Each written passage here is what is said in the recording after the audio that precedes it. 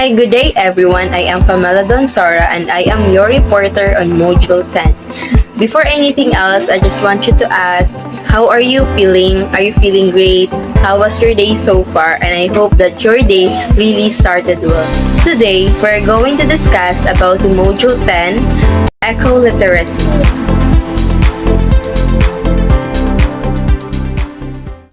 I know you already encountered the different literacies, media literacy, social and emotional literacy, financial literacy, multicultural literacy, and more. But do you have an idea what eco-literacy is? If not, then you will learn it in this video. In these times, we are facing different challenges, especially challenges in the environment.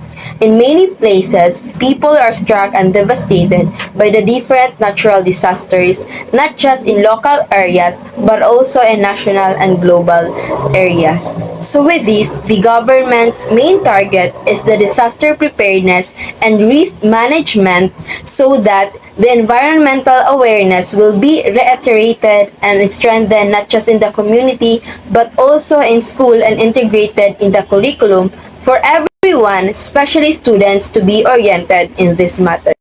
First, let's talk about eco-literacy and sustainable development. Ecoliteracy, it considers ecological systems and awareness of how society operates within natural aspects as an educational imperative. The basic principles of ecoliteracy are good starting points to explore fundamental lessons that can be learned from nature for the reform of society. That's according to WAL 2017. In short, ecoliteracy is about understanding how nature works and how humans interact with it. It teaches us to learn from nature's system to create a society that works in harmony with the environment. So if we learn the basic principles of ecoliteracy and what is ecoliteracy about, then this knowledge is essential for building a sustainable future. Now, David Orr, 1992, he posited that by failing to include ecological perspective in education, students are taught that ecology is unimportant. Yes, it is very true because the student might think that ecology, the issue about the environment or ecosystem are not important.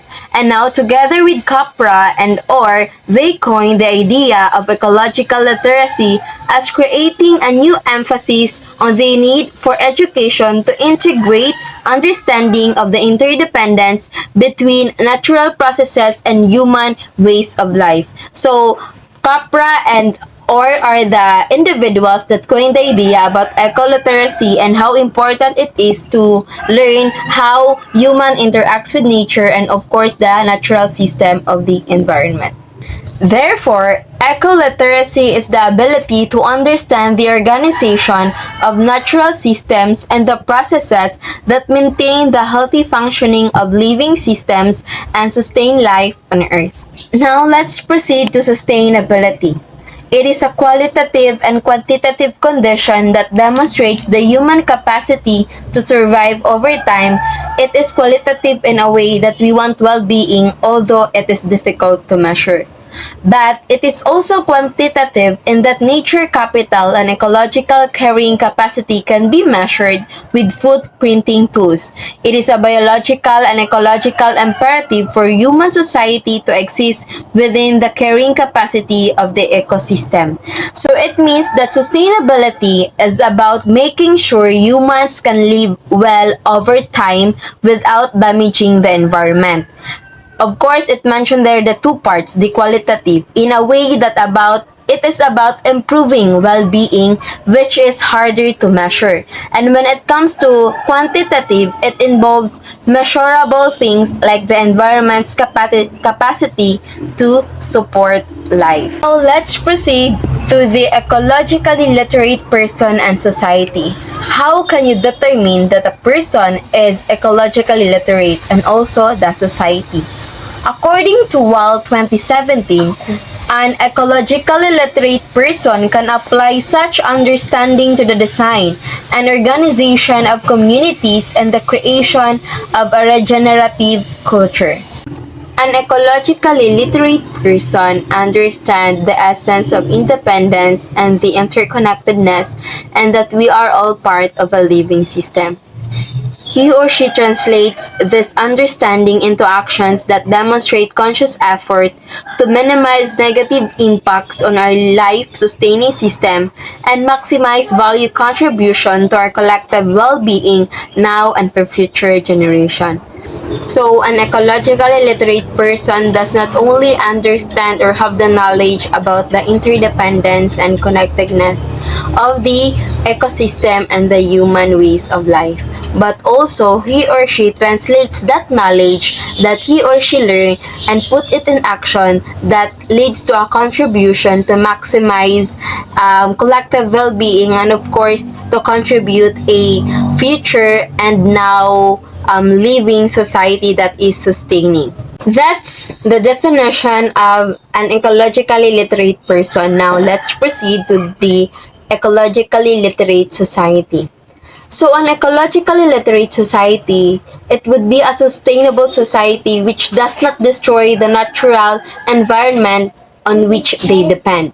So when we say ecologically literate society, the people living there does not destroy the environment where they reside. Thus, ecological literacy is a powerful concept as it creates a foundation for an integrated approach to environmental problems. So, through these ecological literacies, then people can learn about it, and of course, it creates a strong foundation for the environmental problems to be eradicate or to be minimized. Now, a growing number of educators feel the need to foster learning that genuinely prepares young people for the ecological challenges presented by this entirely unprecedented time in human history.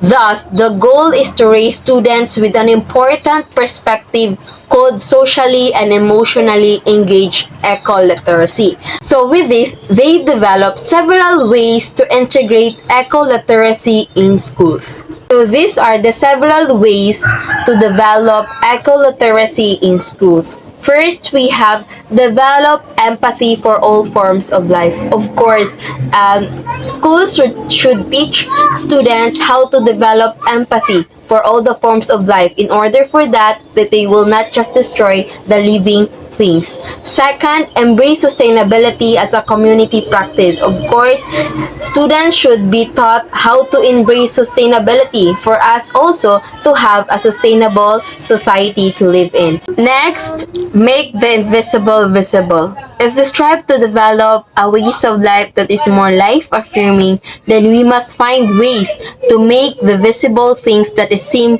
to be invisible, such as using web-based tools such as Google Earth and many more. Number 4, anticipate unintended consequences. Of course, students should know what are the precautionary actions that they need to undertake if there are many unintended consequences to happen. 5, and last, understand how nature sustains life. It is very important that students should know how the nature sustains life so that in return they will not just destroy the environment but they will take care of it because the nature really sustains life of everyone. By considering the key to understanding environmental problems is to learn about ecosystem. Ecology can be best appreciated in school through a more practical and more relatable perspective and manner of orientation and realization. This time, let's proceed to the 7 environmental principles of nature. First, nature knows best. People need to understand nature and have to abide by the rules it's imposed. So as a steward of this earth and as a consumer of the environment as people, then we need to understand how we will take care and how we will abide in the principles of nature, because nature really knows best, and if the nature will take vengeance, then people cannot survive it. Second, All forms of life are important. Of course, each organism plays a fundamental role in nature. Therefore, all living things must be considered as invaluable instrument in maintaining balance in the ecosystem. So, as people, we need to understand that all forms of life are important. Even if it's just a small living organism, then we would value it because every organism plays a crucial role in order for us human to survive. Next principle, we have everything is connected to everything else. In an ecosystem, all components interact with each other, and we should know that everything is connected to everything else. And number 4, everything changes. People must rethink their relationship with the environment. Of course, because accordingly, change is the only constant in this world. So everything changes.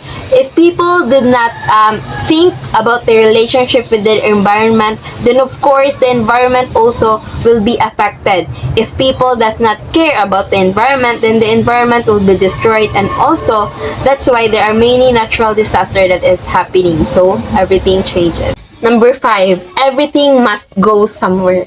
Since waste may go back to one's own backyard and some other forms, it is important to become aware of the different types of waste, classify and segregate those that are toxic and potentially hazardous. So we all know every day we have garbages in our home, and also if the garbage or the waste that we are going to throw, if it can be recycled, we can recycle it, innovate it, and create it into more something new. And of course, if the wastes are hazardous enough and are toxic, then we can really put it in a proper garbage pit. Number 6, ours is a finite earth. Awareness of the Earth's limited resources leads to a conscious effort to change one's attitude and initiative to recycle them.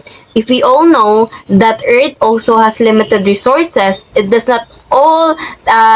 not have limitless resources. If we become aware of that, then we will be able to minimize the consume of the natural resources, and also we become conscious of our efforts, that in everything we do, it should be have a great impact to our Mother Earth. And last principle, we have nature is beautiful and we are stewards of God's creation. Being the most intelligent and being gifted with reason, humans are capable of controlling and taking care of the creation to their own advantage. We all know that among the creation of God, we are the special, we are gifted, we are capable of taking care of it. That's why we always remember that since we are stewards of God's creation, we should always take care of it and consume it properly. That's all about the 7 principles of the nature. And now let's proceed towards a green school and education for sustainable development. The school environment therefore should encourage, support, and nurture students' capacities on green environment as integrated in the curriculum and instruction. This will allow them to connect with their surroundings and attend to their health and safety needs, while motivating them to learn and imbibe a sense of belongingness and sensitivity towards the school, society, and even this planet. To further discuss this topic towards a green school environment, it will be discussed by the next reporter. Hello everyone, I am STELA MIñOSA from BS Ed Math 3A. So I am the second reporter for the Module 10, which is the Green School. So I will be discussing the concept and its background. So now let's get started. Before we dive into the background and the concept of green school, what is really a green school? So a green school is a school that creates a healthy environment conducive to learning while saving energy, environmental resources, and money. So a green school, it is for the students to be comfortable while saving for the energy, not only the energy, but then the environmental resources, knows how to manage the environment properly. So that's all. For the next, what is the concept and background of the green school? So 1990s, while the Rio Earth Summit of 1992 took cognizance of the need to take active on the every area in which human impacts on the environment. So the Rio Earth Summit 1992, this meeting highlighted the need to act urgently to reduce the damage humans cause to the environment. So this Rio Earth Summit give us the knowledge on how to really manage the or reduce the damage na ginagawa ng mga tao. So because 'di ba nakikita natin ngayon the earth is evolving, but then marami na nga tao pero hindi sila marunong mag sustain kung paano talaga gamitin yung environment natin. So with that, the World Summit on Sustainable Development or WSSD in Johannesburg in 2002 catalyzed the efforts to bring about a shift in educating about the environment to educating for sustainability. So the World Summit on Sustainable Development. So this is an event in their event change how we think about teaching. So 'di ba ngayon, as we all know, ang mga bata hindi lang sila they are not really teaching lang na about the environment, like ito, this is the plants, this is how it works, ito paano mag-grow, but then here they want to educate about the sustainability, kung paano ba talaga i-sustain yung environment natin. So next, the United Nations launched the Decades of Education for Sustainable Development or DESD in 2005 to integrate principles, values, and practices for sustainable development into all aspects of education and learning in order to encourage behavior that will create a more sustainable future in terms of environmental integrity. So in here, because of this, the United Nations launched this DESD that will teach the students about how to have a sustainable development, kung paano talaga i-manage natin ang environment, and also hindi lang talaga bitaw yung tiniteach lang siya. So it also talks about how to manage talaga, how to act if you were in that situation, how to act, how to manage, how to sustain the environment, and for the future in terms of environmental integrity, kung paano ba siya how you will integrate it, paano yung gagawin mo, and then the economic viability, kung ano ba talaga yung economic na yung one of the example here is like to save money, included siya here and then and adjust society for present and future generations according to the UNESCO. So a key objective of the UNDSD is to foster better quality teaching and learning for ESD. So they want the UNDESD is also want to have a quality teaching, like standard quality teaching and learning for the environmental sustainable development. So and also the decade of education is included the ideas and practices for sustainable, like how to care the environment, support the economy, and build a fair society. So, and also the DESD is want to aim on how to enhance the quality of teaching, the teacher how to teach the students on how to learn and assess that should be aligned to the sustainable development goals or the SDG. So next, Green School and ESD. ESD stands for Education for Sustainable Development. So here, the Green School is visualized as a school guided by the principles of environmental sustainability. So it seeks to create a conducive environment. What is conducive environments? Means that the students are being supported, encouraged to meet their goals, like that, and to fully utilize all resources and opportunities inside or outside the school and orient teachers and students on environmental. So at first, hindi yan magagawa ng mga students without the teachers. So ang teacher talaga yung punot dulo on how he or she will take actions, kung paano niya, ano yung strategy in order to introduce this kind of green school, or what is the concept talaga of the green school para mas malinawan ang mga bata.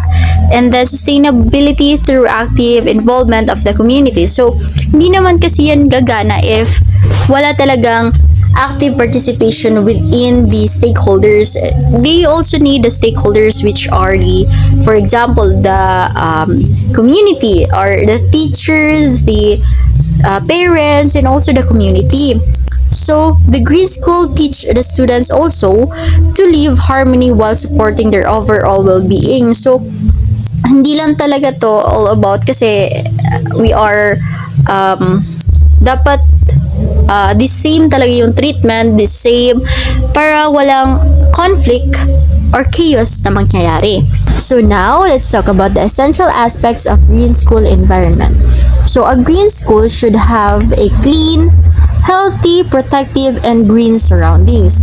So it should be clean, the environment should be clean, the students or the learners are physically and psychologically healthy, and ensures a health provision of health services such as nutritional supplementation and counseling, hygienic, safe drinking water, like neat and clean classroom, playground, and parks, safe learning environment with healthy practices. So, just like how to wash your hands properly, tinuturuan yung mga bata to how to sweep the floor, kung ano yung mga gagawin to have a healthy environment din. So, safe learning environment with healthy practices. So, ano yung mga healthy practices na ginagawa. So, also in bring children closer to nature and involves them in taking care of it. Kasi, hindi nga lang talaga focus about on teaching, but then how to really act, kung paano talaga siya i-experience para ma-experience din ng mga bata how to do para they know talaga how to take care of themselves and also for the environment.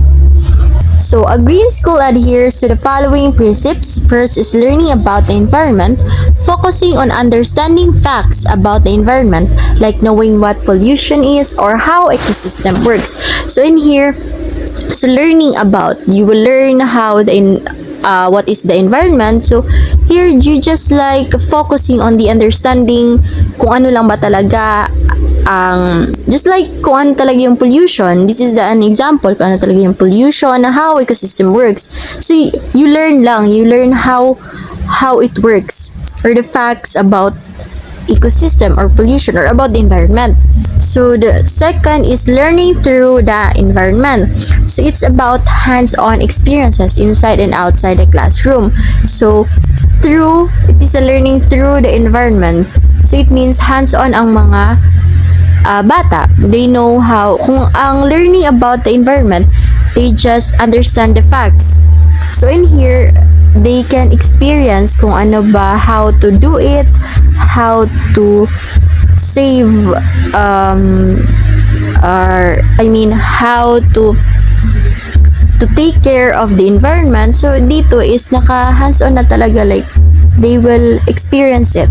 So next is the learning for the environment. So here it's about the doing something to help the environment, like starting a recycling project or conserving water. So here, so the first one is learning about the environment. Facts lang.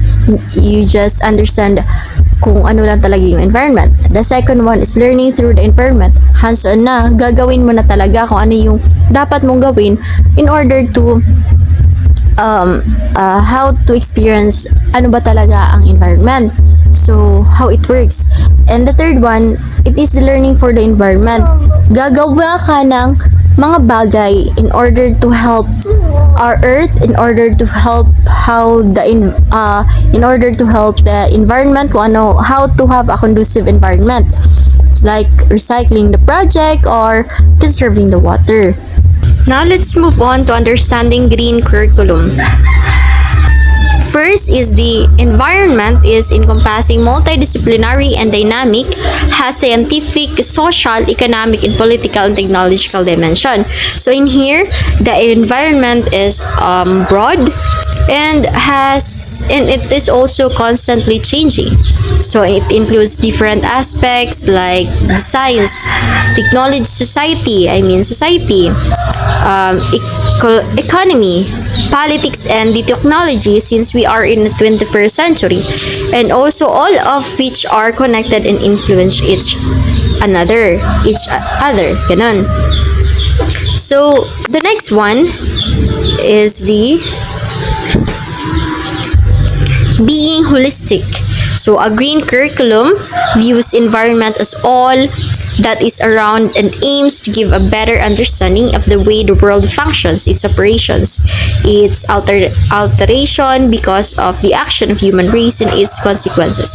So in here, once you understand how this green curriculum works, since we are involving about the environment, so in here it aims to have a better understanding of what is really a environment, or what is really a green curriculum works, or how it function through the society and also in the community. So in here, it is alteration because of the actions of human race and its consequences. So we all know, kapag hindi natin naaalagaan na maayos ang environment, san din naman papatungo yung mga chaos, san talaga yung mayayari yung mga unhealthy na mga life natin. So babalik din yun sa atin. So in here, they practice on how to understand the green school, kung ano ba talaga yung environment, ano talaga yung impact, and ano yung importance of this in our life and also in the school. So next, number 3, it holistically addresses sustainability concerns such as protection and conservation of natural resources. So in here, sustainability concerns, kung paano i-sustain natin yung just like protection and conservation of natural resources, kung paano natin gagamitin in a kanang ano ba yan, kung paano natin siya i-conserve ng maayos, kung paano natin siya gagamitin ng maayos, just like saving water, di ba? That is one of the example for sustainability concerns natin for our environment. So one din yan na how we will conserve the water. So that's our one of the natural resources na meron tayo. The traditions, kung paano natin have a homogeneous harmony, like the same talaga yung mga treatments, just like that. And also the culture and heritage, kasi we have different ano ba yan, like beliefs and values or culture.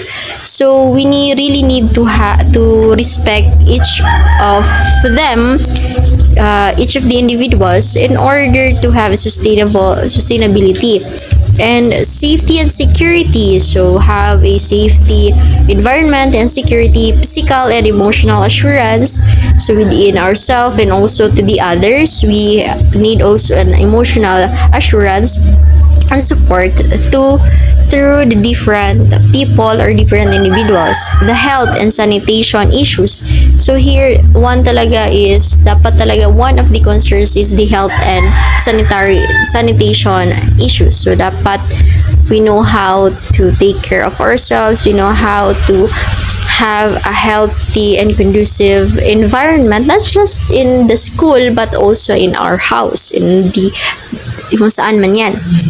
And then concern for equity and justice and interconnectedness between and among natural, social, physical, and cultural environment.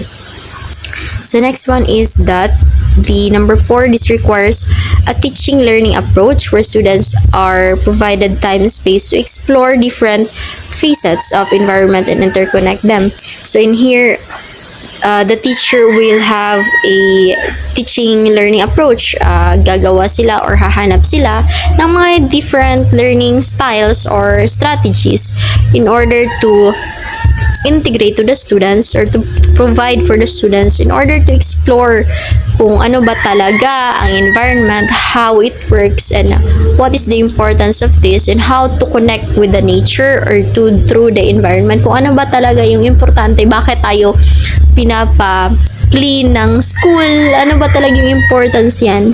So, in here talaga, in this green curriculum, pinapahiwatin niya talaga na a student should learn, should understand the importance of this through their life. So, next, a green curriculum is a mutual concern of teachers and students. So, dito, mas concern talaga since it is a school.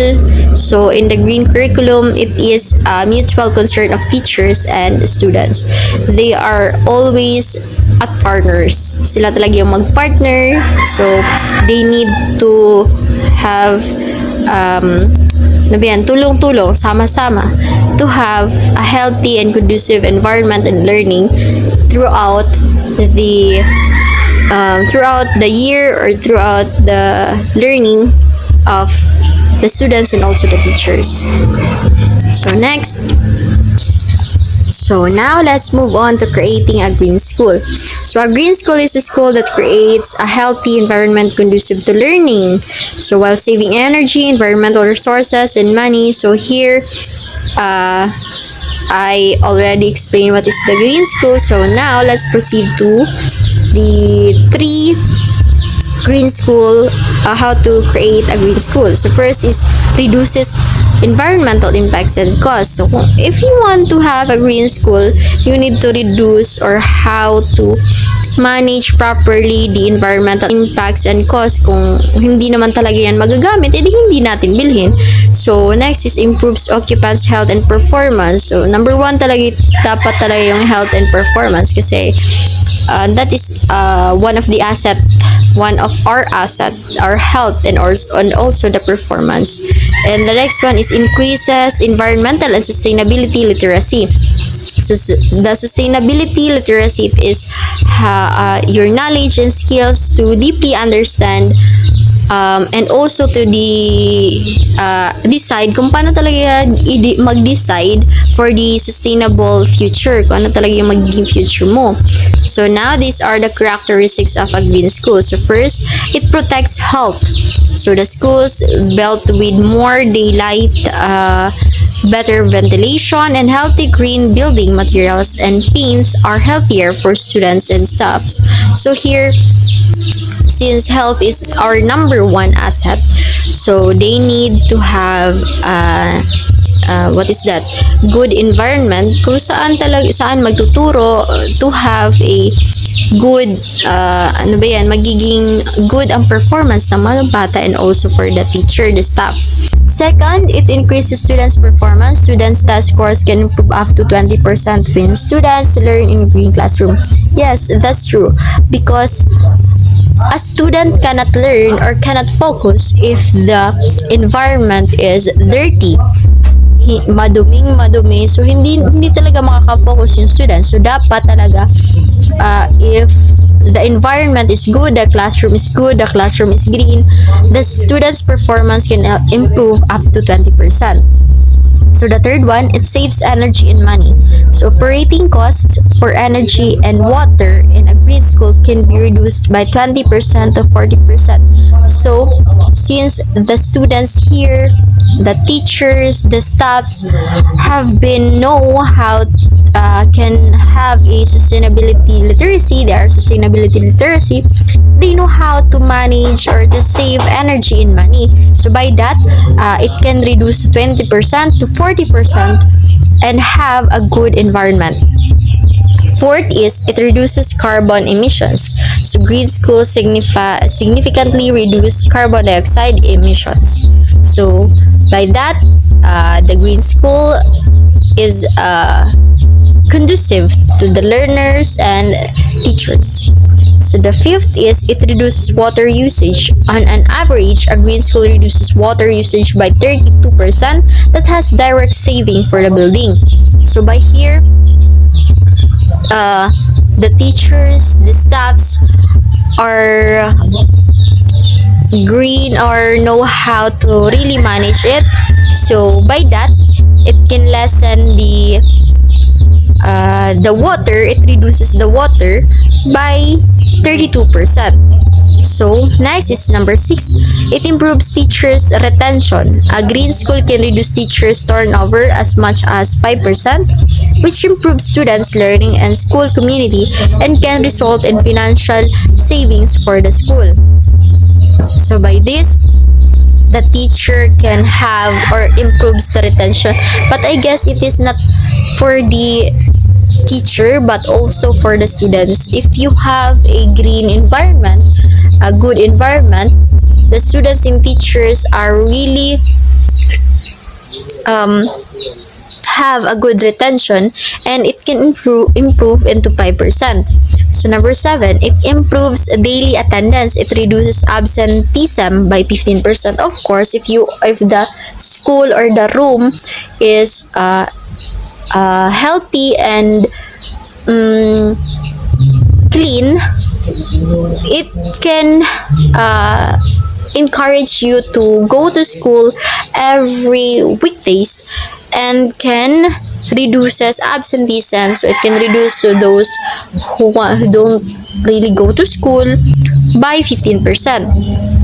So number 8, it provides a unique educational opportunity. So the schools can become teaching tools and important features of science, math, and environmental curriculum when green features. Advanced technology and design in schools are used to motivate students about learning real-world applications of green technologies and using schools and schoolyards as living laboratories. So in here, it can provide a unique educational opportunity for the students, since the green school has a features or important features in the science, math, and environmental curriculum. Since the green school or the environment is also nasa science and math, a different subject on how to manage the environment, and by that it can motivate the students about the learning real applications kung how to manage the earth, how to manage the society, the community. So by that, it provides a unique educational opportunity for the students. So next, number 9, it creates green jobs. Investing in creating green school is an investment in green jobs, including green construction, building, product manufacturing, and green architecture. So when you create green jobs, green, it is the healthy jobs like that.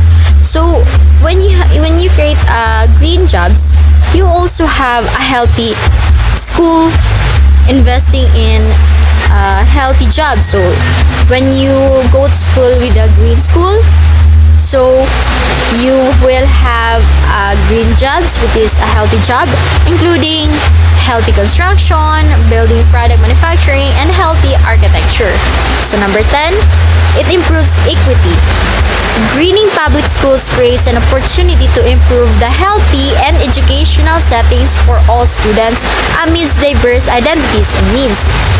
So in here, when you have a green, yung mga mindset ng mga tao, they are all good, and also by that, it can create an equity for the people surrounding us, so they know how to act and be sensitive towards one another. So next, dark green school program. So in the Philippine environmental perspective, so a dark green school is a school that delivers environmental education through a simulation of the environmental philosophy by the student in formal lessons as well as in activities outside the classroom.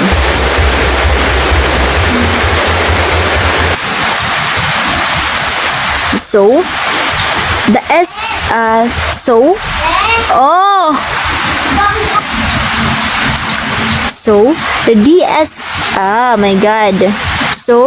DGS is a school where students learn about the environment, not just in their regular lessons, but also through hands-on activities outside the classroom.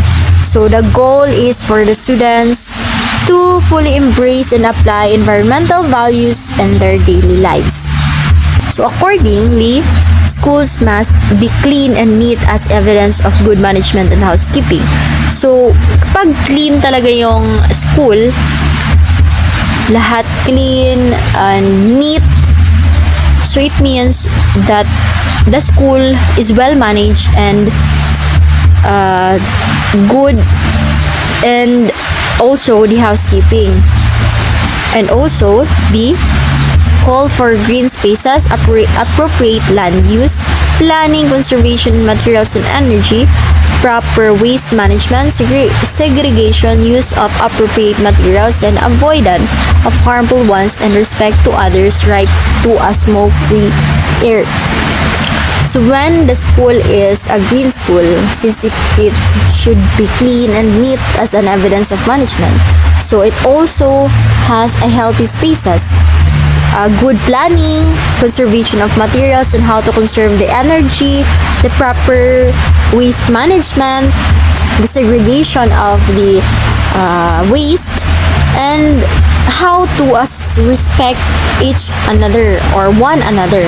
And also C, have management policies and guidelines that would create a healthful and ecological campus. Just like I saw for the Ipil National High School, or in our school, in outside it has a tarpaulin with these are the what to wear, how to do, what to do when you are in school. So by that, there are management policies and guidelines that can create a healthy and ecological campus. So D, have a well-planned environmental curriculum for all levels, adequately oriented. So D, have a well-planned environmental curriculum for all levels, adequately oriented and trained faculty, and administrative, library, and financial support. So by that, we have a well-planned curriculum. The teachers, the staffs are well trained how to support the environmental curriculum. And also letter E, have faculty and students who are aware and appreciate the environment. So by that, if the students and teachers appreciate the environment, then you have a green school. So that will end my report. Thank you for watching. Good afternoon. To continue with our topic, I will be discussing the ecological living practices. Sustainable ecological living is based on different sets of principles.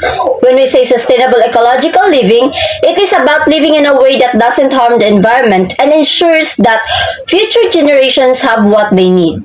It's about making choices that are good for the planet. To assess the impact of our choices and actions, we need criteria from studying the basic facts of life, as follows, according to CAPRA 2003. Living sustainably with nature involves following certain principles to ensure our actions do not harm the environment. Number 1, matter cycle continually through the web of life. Everything in nature is connected. Matter like plants and animals keep circulating through the ecosystem. For example, when a plant dies, it decomposes and becomes part of the soil, which helps new plants grow. Number 2, most of the energy that drives the ecological cycle flow from the sun. Most of the energy that drives life on Earth comes from the sun. Plants use sunlight to make food through photosynthesis, which then provides energy for animals and other organisms. Number 3, diversity assures resilience. Having a variety of species in an ecosystem makes it more resilient. This means that if one species is affected by a problem, others can help maintain the balance. Therefore, one species waste is another species food. So in nature, one species waste often becomes another species food. For instance, animals' waste can become nutrients-rich soil for plants, and dead plants can be eaten by decomposers like fungi and bacteria. And lastly, life does not take over the planet by combat but by networking. So life thrives by forming network and relationship rather than through competition and conflict. Species coexist and depend on each other for survival, creating a balanced and healthy ecosystem. So the dimension of sustainability describes the environment impact of our activities, the causes of which come from the socio-economic political system of the society. Sustainable development is about balancing three key areas to ensure we can meet our needs today without compromising the ability of future generations to meet theirs. So the three dimensions are environmental, economic, and social. The first one is environmental dimension. So this focuses on protecting nature and reducing our impact on the environment. It involves using resources wisely, reducing pollution, conserving biodiversity, and ensuring that ecosystems remain healthy. The second one is economic dimension. So this dimension looks at how we produce and consume goods and services. It emphasizes the importance of economic growth that is both profitable and responsible. So this means creating jobs, improving quality of life, and ensuring that businesses operate sustainably. And the last one is social dimension. So this involves creating a fair and inclusive society where people have access to education, healthcare, and social justice. It's about making sure everyone's basic needs are met and that communities are strong and supportive. Ecological living gives larger understanding of how things connect and are interdependent that begins with addressing the causes of negative impact on the environment. Ecological living and literacy therefore provide people with the tools, the knowledge, and wisdom for taking concrete action on their immense desire to contribute to a better world and future, according to CAPRA 2003. So living ecologically means understanding how everything in nature is connected and interdependent. By recognizing the causes of environmental harm, we can take steps to reduce our negative impact. Ecological living and literacy give people the knowledge, tools, and wisdom they need to make meaningful changes and to contribute to a better world for future generations. Therefore, ecological living means to live in a way that it first respects and replenishes the carrying capacity of our planet. We should live in a way that honors the Earth's ability to support life and ensures that natural resources are used sustainably. The second one is honors our interrelatedness with all expressions of life. We need to recognize and respect our connection with all living things, understanding that our actions affect the entire ecosystem. The third one is enhance the qualitative aspect of our relationships. We should strive to improve our relationships with each other and with nature, fostering cooperation and mutual respect, and brings forth the best of our human capacities for the co-creation of an ecological, sustainable, and caring world. So we must tap into our best qualities to work together in creating a world that is both ecologically sustainable and also caring for all life forms. Smithman 2014 mentioned practical suggestions on how we can support the change for sustainability through ecological living. So in order to sustain other actions for ecological living, it is helpful to remember and draw inspiration from the inner or personal development dimensions of ecological living. So these are the following inner and outer ecological perspectives. Number 1, or letter A, the inner ecology. 1. Become a catalyst of change to help co-create a better world and future. So help create a better world by taking initiative and inspiring others to join you in making positive change. Number 2, care for and relate with non-human beings while spending time with nature. So spend time with nature and develop a deep respect for non-human beings, understanding their importance in the ecosystem. Number 3, make the most of sustainability crisis that forces us to learn, dream, design, act, and relate in new ways. So use the urgency of environmental crisis as an opportunity to learn, to innovate, and to adopt new ways of thinking and action. So the number 4, join the rest around the world in becoming agents of sustainability. Become part of a worldwide effort to promote sustainability and encourage others to take action. The 5th one is nurture nature by taking care of our body and become aware of our natural body rhythms. So take care of our body and recognize the connection between your health and the natural world. The 6th one is become more energy efficient and learn to recycle our own energy. Learn to use and recycle energy more effectively, so reducing your ecological footprint. The 7th one is learn to compost our own waste and no need to dump this onto others. Instead of dumping waste, compost it to reduce landfill use and create nutrient-rich soil. And the last one, become aware of right, needs, and well-being of future generation and explore how we can support these in our actions. So be mindful of the rights, the need, and well-being of those who will come after us, and act in ways that support their future. If there is inner, there is also outer, and that is outer ecology. Number 1, educate ourselves about the resources that we, our family, and organization utilize to fulfill and sustain our needs. So in order to meet our need, we should know or understand those resources that we use. The second one is reduce, reuse, repurpose, and recycle. So minimize waste by reducing consumption, reusing items, and recycling materials. The third one is be aware of the real price of goods and services that we use. The cheap products often have hidden costs. Example, the cost of the child labor, animal cruelty, or degradation of ecosystem. So we should be aware of that hidden cost of the product. The fourth one is find out any child labor practices or natural resources that were sacrificed in the process of producing products and services. So we need to investigate whether the product involves child labor or harm natural resources.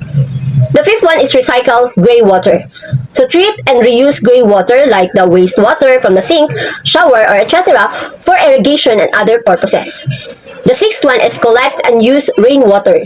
Harvest rainwater for gardening and household use, as what we all do. The seventh one is create an organic vegetable garden. So plant a vegetable garden, as usual, using native plants to support local wildlife. Number 8, compost organic waste and use the compost in the garden. So number 9, create a garden with a balance of endemic indigenous plants to support local wildlife like animals, insects, trees, and plants. So turn food and yard waste into compost to enrich your garden soil. Plant indigenous plants to support those animals and the insect or the ecosystem. Number 10 is create a roof garden. So garden roof, or green roof as a natural air. Conditioning alternative to increase garden space, use a rooftop garden to provide natural cooling and increase outdoor space. Number 11, buy organic and local product as much as possible. So choose organic and locally produced products whenever possible to reduce the environmental impact of farming and transportation. And lastly, support local businesses and organizations that care for our planet. So patronize local businesses and organizations that prioritize environmental sustainability and conservation efforts. Integrating ecological literacy into the curriculum. So the Center for Ecoliteracy 2015 promotes a variety of teaching strategies based on the practice that are developmentally appropriate to students' level and are brain-based for foster knowledge, skills, and values essentially to sustainable living according to slide 2015. Students learn best when teaching strategies are varied that include hands-on activities, time for reflection, thoughtful discussion, and combined indoor and outdoor environment, including interdisciplinary project according to slide 2015. So first, place-based learning. It is an experiential learning that engages students in their own environments and a strategy that captures their imagination and advances environmental stewardship and civic engagement.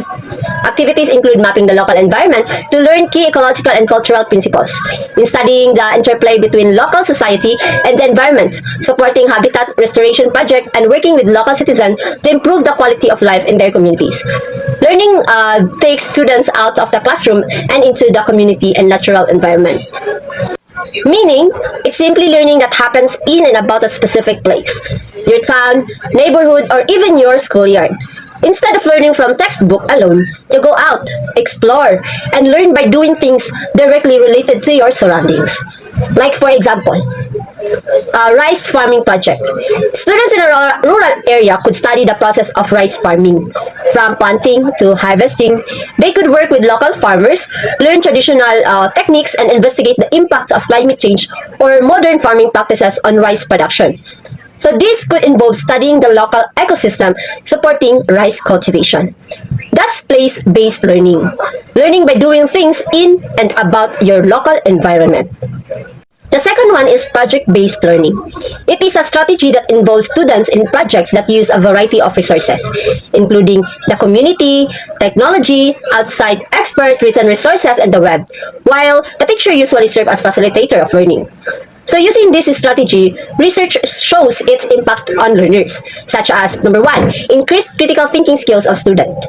Number 2, fostered positive attitude towards subjects such as mathematics and exemplary performance with conceptual questions and applied problems. And number 3, improved positive study and work habits, problem solving capacities, and self-esteem. So when we say project-based learning, it is like tackling a real-world challenge as a class.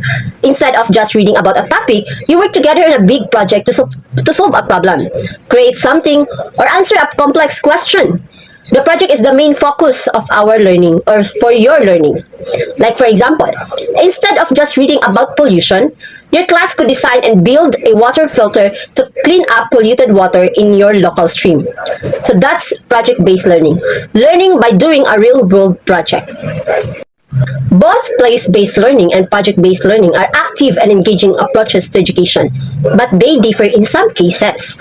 When we say place-based learning, it centers on a specific location, a neighborhood, a city, a natural environment, as the context for learning. So the place itself is the central element shaping the curriculum and activities. Learning is driven by exploring and understanding that specific place. So project might be involved, but they are always directly tied to the chosen location. While when we say project-based learning centers on a complex challenge or problem that students investigate and address through a project. So the project is the central element, driving the curriculum and activities. The setting could be anywhere. The location is secondary to the project itself. So the place might involve the project, but it's not the defining characteristic. So in short, in simple term, place-based learning is where you learn, while project-based learning is what you learn. The third one is Socratic inquiry. This is named after the Greek philosopher Socrates, who believed that questions, not answers, stimulate learning. Therefore, rather than teaching facts and information, teachers encourage students to ask questions about their assumptions, values, and preconceptions. So therefore, the role of the teacher shifts from direct instruction to facilitating discussion. Through skilled questioning, the teacher asked students to clarify their statement, identify weaknesses in their arguments, and provide evidence for their reasoning. In return, this strategy impacts students' learning as evidenced by the following outcome. According to this statement, number 1, students reveal their beliefs, misconceptions, and values and eventually clarify their thoughts related to the topic being discussed. Number 2, students become more adept in critical thinking. And the last one is students improve their listening skills and learn to better articulate their thoughts and ideas and become more tolerant of diverse opinions. This means that Socratic inquiry, instead of just giving answers, the teacher asks lots of questions to get students to think deeply and figure things out for themselves. The teacher doesn't lecture. They guide us through questioning to discover the answer and understand the concept more deeply. So it is all about critical thinking and exploring ideas through discussion. Like for example, we will talk about fairness. Instead of the teacher explaining what fairness is, they may ask, what does it mean to be fair? Can you give me an example of something fair, something unfair? What makes something fair or unfair? So through these questions, you'd explore the concept of fairness and develop your own understanding rather than just memorizing a definition about it. The fourth one is experiential learning. It promotes students' involvement in the real world and defines the teacher's role as a facilitator of learning. So the process of learning leads to behavioral outcomes. It is based on the premise that learning is an active and a continuous process. With experience at its foundation, it goes along with principle of learning associated with environmental literacy. This means that experiential learning is simply learning by doing. Instead of just reading about something or listening to someone talk about it, you actually experience it in yourself. So this could be anything from trying a new skills to volunteering in a new environment. Like for example, imagine you're learning about the rainforest. So instead of just reading about it in a textbook, you could visit a rainforest, walk through the trees, listen to the sound of the animals, and feel the humidity of your skin. So this kind of experience would help you understand the rainforest in a much deeper way than just reading about it. You'd be able to connect the facts and information with your own senses and memories, making it much more meaningful and memorable.